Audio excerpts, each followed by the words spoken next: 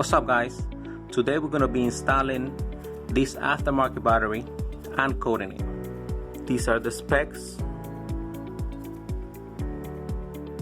of the battery and it should just fit right in. So let's go. In many modern BMWs, if you don't find your battery under your hood in the engine bay, that only means you will find your battery in the trunk. Once you open up your trunk, in newer models, you will find your battery on the right passenger side. If you happen to have a BMW station wagon, your battery will be located on the trunk floor. In order for you to access your battery, you must first remove the liner to expose the battery. So first thing you're gonna need is a 10mm socket, and the first thing we're gonna do is we're gonna loosen this bracket right here.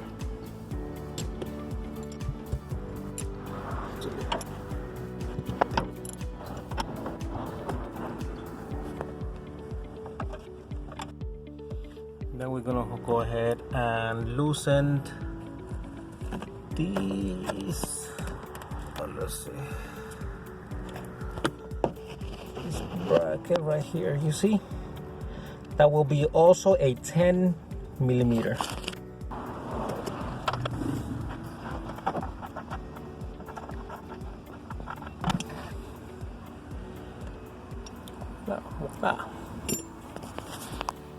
Okay, now we go for the negative terminal. Let's see, it's also 10mm. Yes.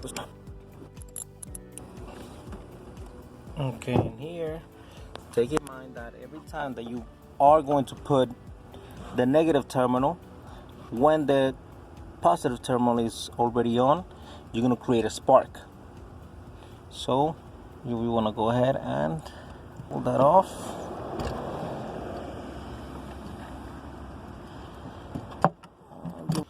Okay, what I gotta do is press over something.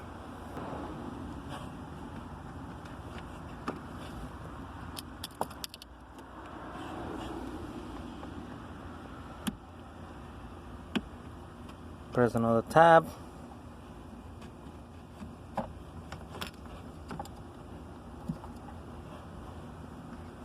Next, we're gonna disconnect this terminal and this terminal. That is going to be a 13mm. Sorry guys for all the movement. Actually, I need to get a new tripod because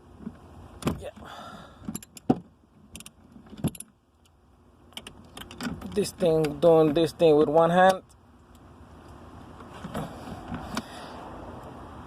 Jesus.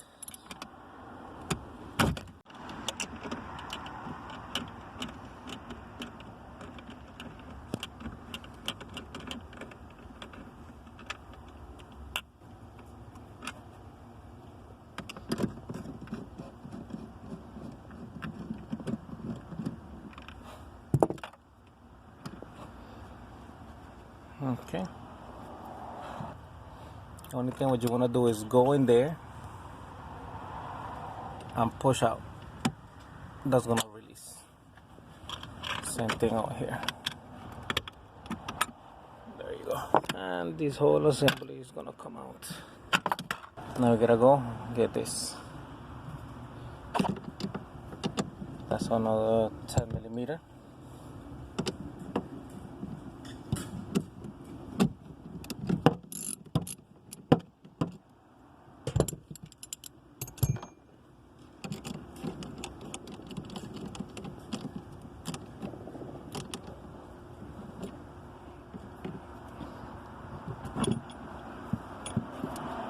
And there it goes.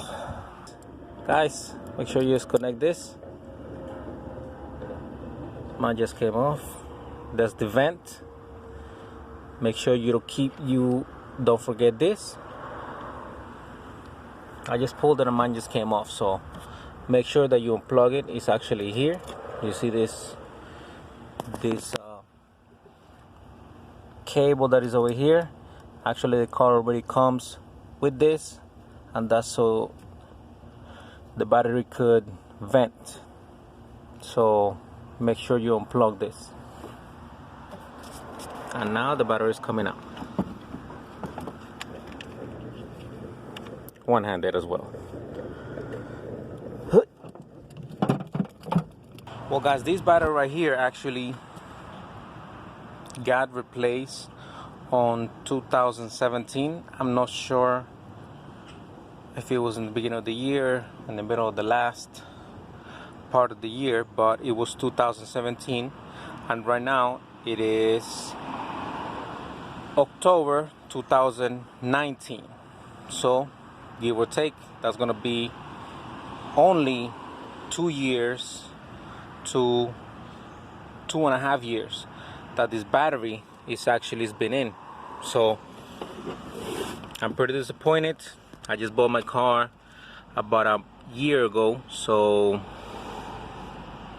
I mean, having an OEM battery for only 2 years, I don't know. I mean, and I got to see it in the Pro Tools that it was installed in 2017, so I'm pretty sure that they register, at least that they registered the battery.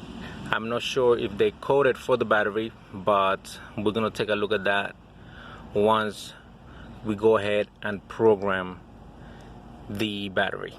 Now we're gonna bring the new battery. Make sure that you don't close your trunk, because your trunk is electrically powered. So don't close your trunk, otherwise you can't open your trunk again. If it happens for whatsoever, you're gonna have to jump the car. So you're gonna have to connect the 2 terminals in the front from another car, and once it's connected, your car is gonna have power, and then you could switch to open up your trunk. This is the only way. So make sure that you don't close your trunk. Front of the battery, positive terminal goes towards your car. Negative terminal goes to the back of your car. Okay guys, so take out the negative terminal and the positive terminal. On the positive, you're gonna notice this little square right here. Break that off, and it comes out, right? So over here on your negative side, you're gonna see a hole. Let's see, as you can see, got a whole terminal over there, and you also have another vent on this side. So just to check on the fitment,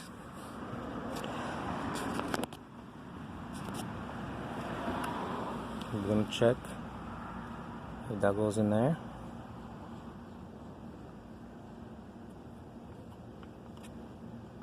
Voila, and it does. So good.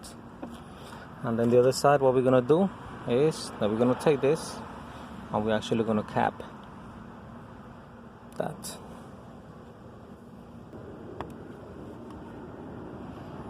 There it is. Now it went in, nice and snug. Make sure that you push it all the way in. Okay guys, so in order for me to put this, I'm actually gonna need my 2 hands.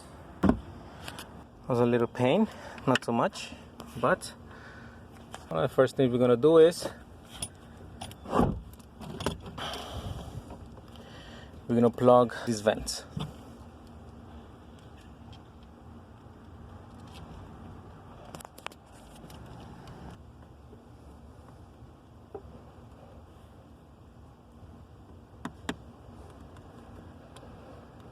Okay, and let's secure the battery. So let's put this back in first. Okay, so now we have the vent, and now that the battery is fully secure, now let's go ahead and connect the positive terminal. So I ended up buying one of these battery terminal and cable protector. Then it prevents battery terminal corrosion and insulates battery post and electrical connections. So it pretty much helps with the connection. So go ahead and apply a little bit of that around the battery.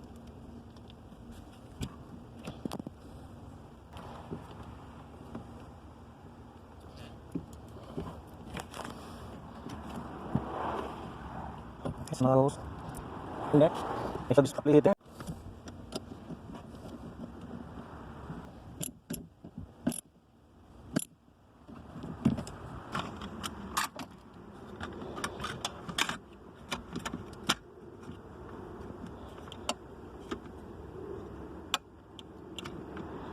Make sure that it clicks so that way it's tight. See, now even without the screw, what it does is actually will hold it in place, so you can't go anywhere. So make sure these tabs are down, both of these tabs. So now go ahead and let's put a little bit more of this into the screw.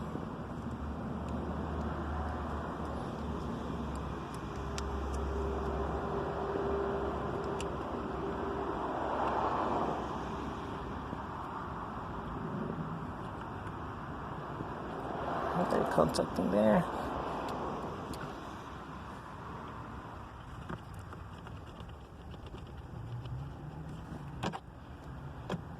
Once again, this is a 13 millimeter.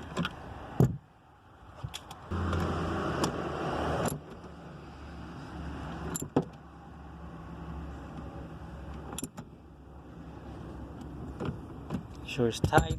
You don't have to super tight this thing. This one, as you can see, red. Remember red.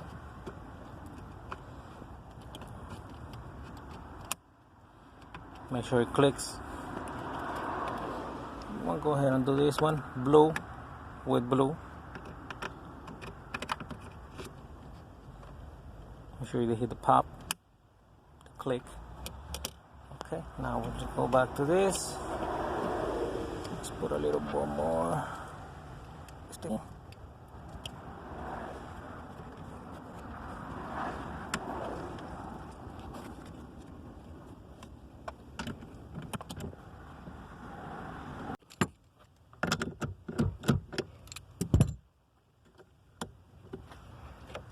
Okay, now all we need is negative terminal.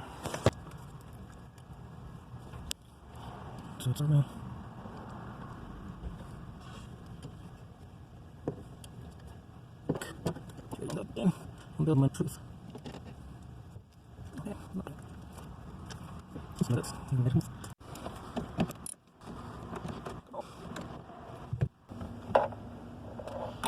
Last thing is the brackets.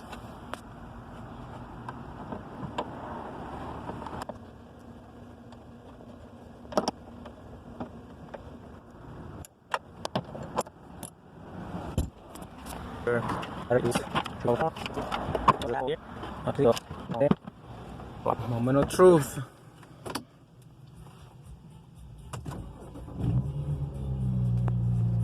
Voila. So I am here in my car, and in front of me I have my tablet, which is what I will be using to code my battery in. The program that I will be using is called Protool. It is an app-based diagnostic and coding tool. That means I will be able to read all codes from every single computer or module that our cars come with, and I'll be able to tweak different features in when it comes to coding the car. That means if you want to watch a video while you're driving, you will be able to code that. You'll be able to tweak a lot of things, from the brightness of any single light to what you want your windows to do, to everything that the car has electronically. You will be able to tweak it. Now, some of those things obviously you don't want to touch, and some other ones you do. When it comes to programming your battery or code it in, it is really simple. All you gotta do is, if you have this program, go to vehicle. Now we have to connect. So we'll wait until it connects. Then you have to know how many amps per hour your battery has. Now, our batteries here in the United States, they are measured by cranking amps. So you have to be able to convert it or do your own research and see how many amps per hour it has. Amps per hour is used in the marine batteries. So batteries that are for boats, they like to use amps per hour. It's just a different way to read the battery. So in here you go to vehicle, then you go to battery swap, and here is the different grades of batteries that you'll be able to code in. You have two options. You have your standard and your AGM. The standard is just your basic lead battery, and the AGM is obviously your AGM. It's a different type of battery. Once you're ready and you know what your battery is, mine was 80. I went ahead and put 80. It tells you the following routine will be performed. It will code it in for 80 amps per hour on a standard battery. Then you hit confirm and your battery will be coded in. As simple as that. I have already coded mine, so I'm not going to press that. Then you could go to battery history. It will show you over here. See, my last battery that I replaced, they replaced it, the original battery that I took out from BMW, we were at 57,000 miles, roughly 58. And it only lasted up to 91,000 miles. I decided to go with a regular battery. I have a 5-year warranty and I could code it in myself. It cost me about $180. I already had this app-based diagnostic and coding tool, which overall it cost about $150. I believe it's roughly about $70 for each. The diagnostic one, which you will be able to read every single code. And what I mean with every single code is that our cars are equipped with a lot of computers. I'm going to show you right now. They are also called modules, but I'm saying computers so that way if you have never seen these, you'll be able to understand. The car has a lot of computers that monitor different things. Here are your ECUs, and look at all of this. Look at that. Every single one of this is a different module. That means it's a different computer. And we have all of this. Each one of those controls something. And each one individually, it is like a computer. So a good diagnostic tool is needed. Something like this. I like this one. I know there's many more out there, but this one is the one I chose, and this one is the one that I like. I would definitely recommend it. And this concludes our video for today. If you like this video, go ahead and hit that like button. If you want to see anything else, go ahead and comment below. And don't forget to subscribe. I will be uploading often. See you on the next.